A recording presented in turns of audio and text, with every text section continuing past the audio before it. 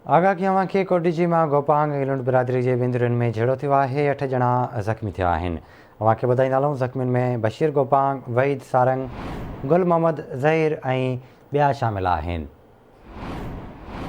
Update कयूं पिया। कोटिजी मां गोपांग ऐं लुंड बिरादरी जे विंदुरनि में झेड़ो थियो आहे। 8 ॼणा ज़ख़्मी थिया आहिनि।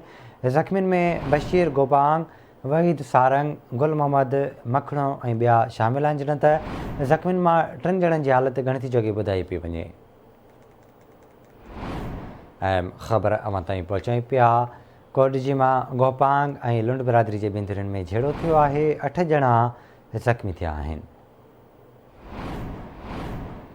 तफ़सील वठंदासीं कोटिजी मां परवेज़ गोपांग खां। परवेज़ आगाह कजो, छा तफ़सील आहिनि? जी बिल्कुल, अव्हांखे मां ॿुधाईंदो हलां त कोटगी जे शहर कोट बंगले में वेतन स्टाफ ते गोपांग लुंड बिरादरी जे 2 धुरनि में झेड़ो थियो आहे, जंहिंमें केतिरा ई माण्हू ज़ख़्मी थी पिया आहिनि। लुंड बिरादरी जे माण्हुनि पारां हला करे गोपांग बिरादरी जे माण्हुनि मथां हमिलो करे ॾिनो, जंहिं जे नतीजे में गोपांग बिरादरी जा 8 माण्हू ज़ख़्मी थी विया।